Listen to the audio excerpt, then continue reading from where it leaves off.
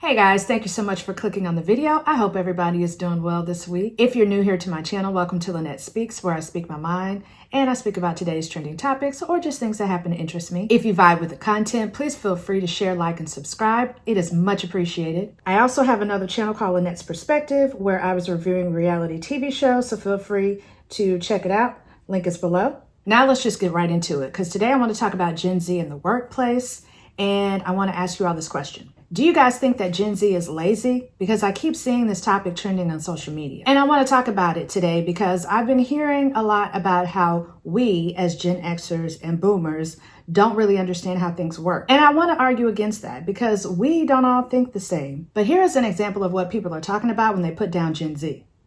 The idea that if you work till 5, you properly leave work at 5.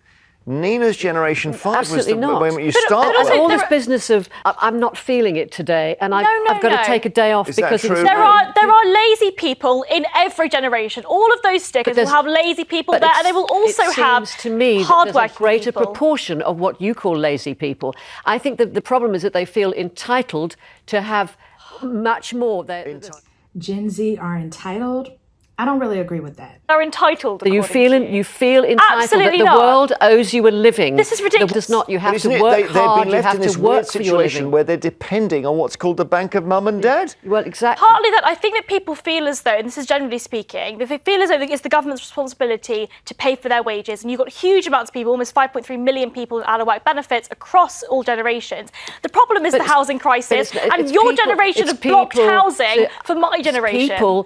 I'm talking about people going into a job. These are the people who are not putting the hours in. They're not prepared to be part of a team. It's a narcissistic, selfie-driven generation who are very happy within their own world and don't care about whether they're letting other people down or not.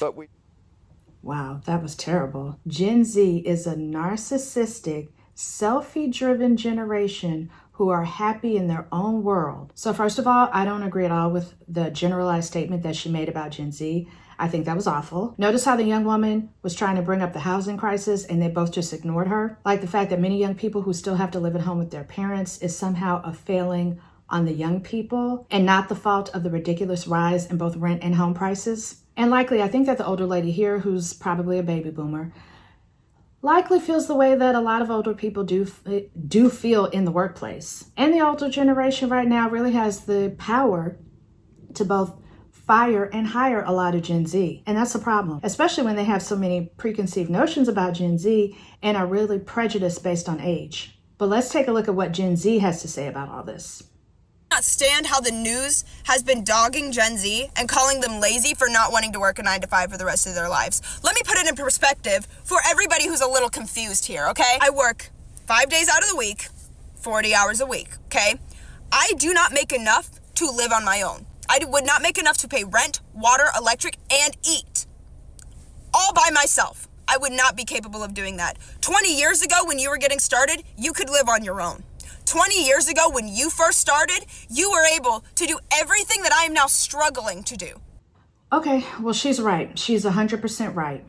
In fact, let's just go back about 20 years, maybe even about 25 years or so. Maybe let's go back to about the year 2000, 2001. So back in 01, I was about 22 years old and I was working and going to school. And I remember getting my first little office job as an admin assistant in this interior design firm. And I was basically working at the front desk, answering phones and checking. I was checking the faxes that were coming off of this big ass faxing machine. So funny.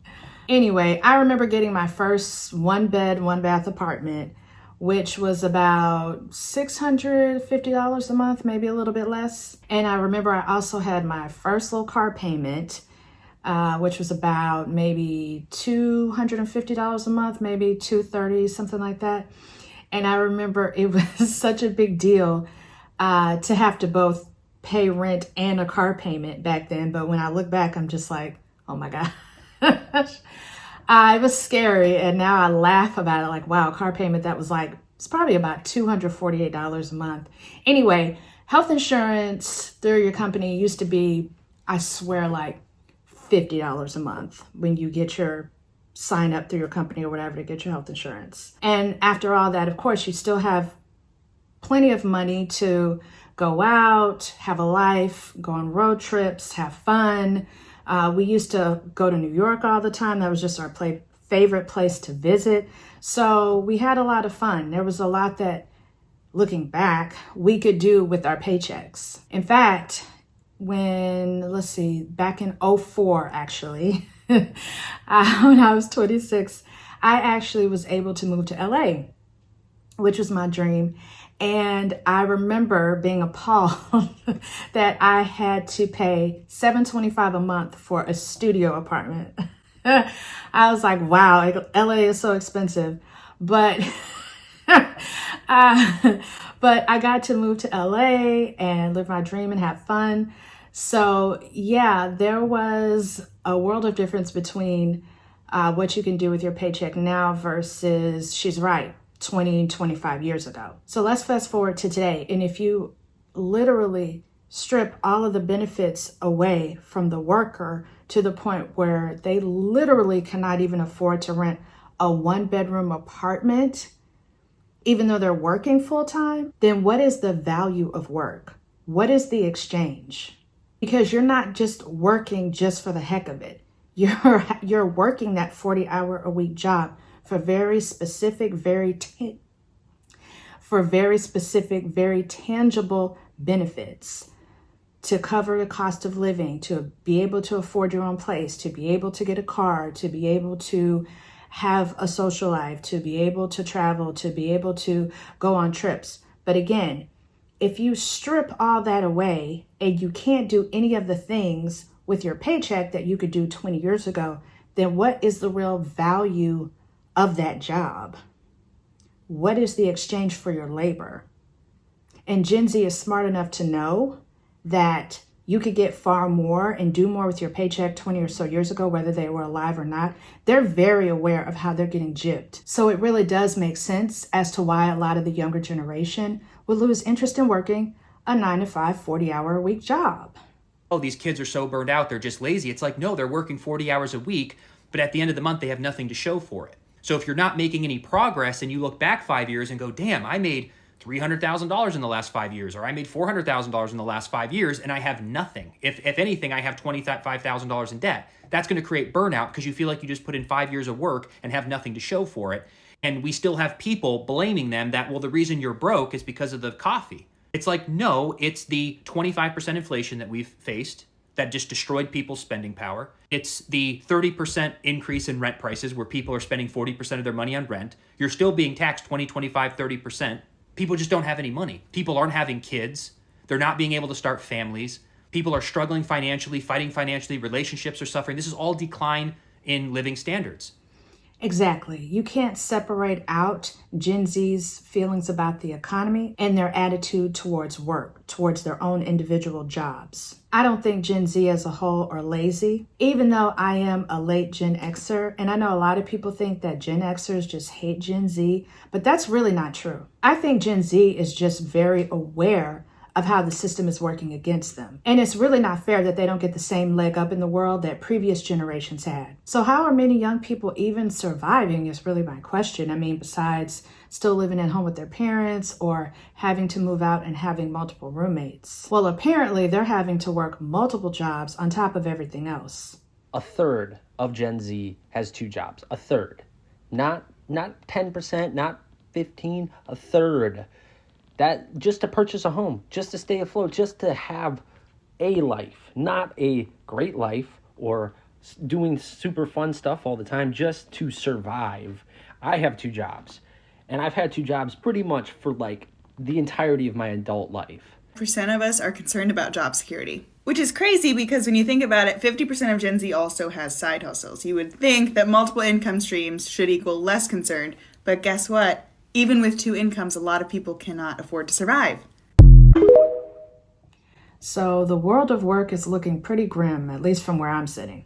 And again, that's based on my previous experience of entering into the workforce more than 20 years ago. Not only do I think that Gen Z is not lazy, but more than likely overworked, burned out, and totally disillusioned by everything that is going on in the world. I personally don't think that the younger generations have it any easier than we did. In fact, I think they have it a lot harder, which is why I think they're showing so much resistance to the old ways of doing things in the workplace. And for me, I'm glad that Gen Z is pushing back because I think it is more than time for things to change, especially in corporate America. And I am so sick or tired of hearing how Gen Xers and baby boomers all just support the traditional norms of the workplace, because that is total BS, at least from the point of view of a Gen Xer. We've hated working for a long time. I mean, hello, have you seen the movie Office Space? That movie came out about the same time that I entered into the world of work, and I love that movie. And again, it probably came out about 1998, maybe 1999. And for those of you younger viewers here who have no idea what I'm talking about, go to Amazon Prime, likely,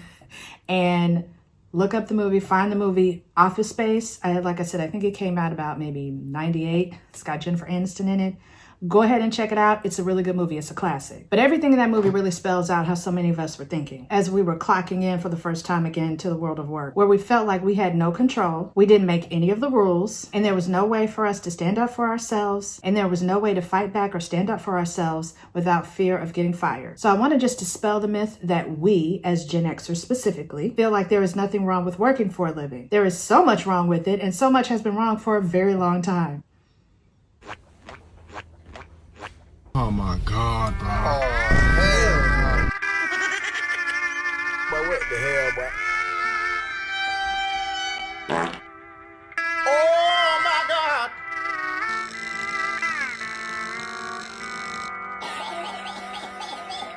No Chick-fil-A sauce?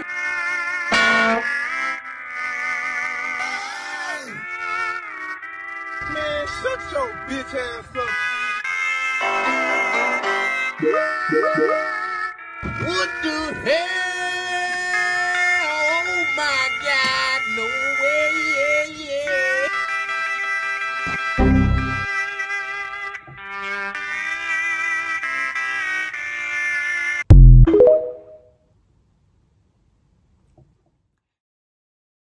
Now, some of the changes in the workforce that I would like to see would be more remote work, less commuting, more paid holidays and vacations, because we work very hard and actually deserve to have time to enjoy our lives every once in a while. Less micromanaging, which is self-explanatory. And of course, actual living wages so that people once again can buy homes and afford to rent apartments and start families. I think having more of a work-life balance is key, but maybe vying for more of a work-life balance is a little delusional on my part.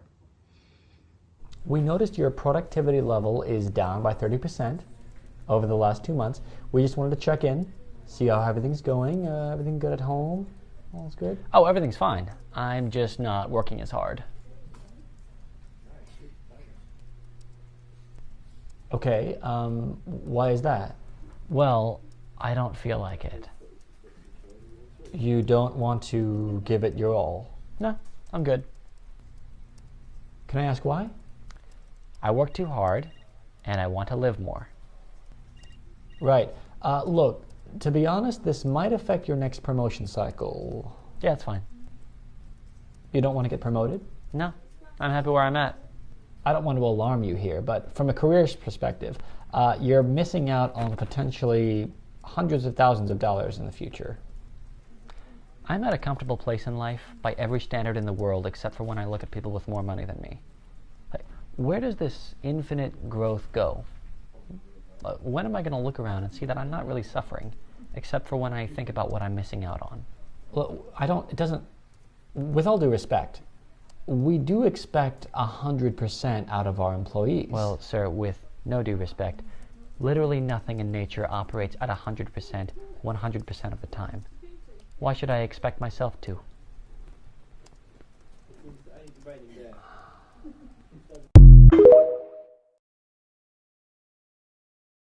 That was funny.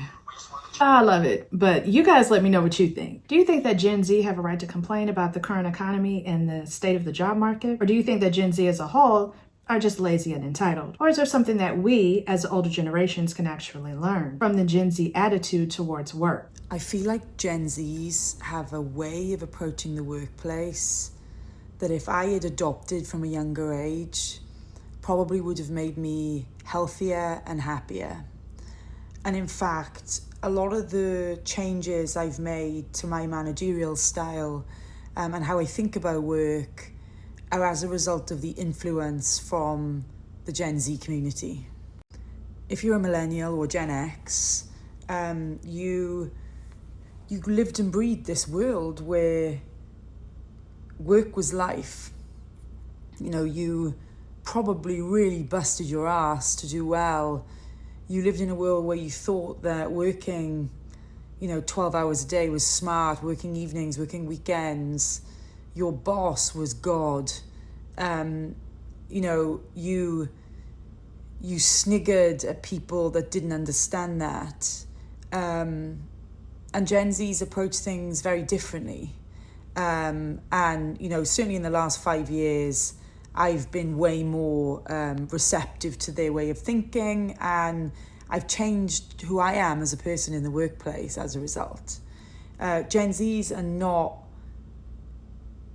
their number one priority isn't to work. Generally, from my experience, their number one priority is to live. Work is a feature in their lives. I don't find Gen Zs lazy at all. I find Gen Zs, if anything, work smarter, not harder. Exactly. Gen Z see the world for what it is, and you can't fault them for that. I appreciate you sticking with me through this entire video. If you made it all the way to the end, I so appreciate you. Please drop down in the comments and let me know what you think about this topic. If you like this video and would like to see more content like this, please go ahead and hit that subscribe button, and don't forget to hit that notification bell for updates. And until next time.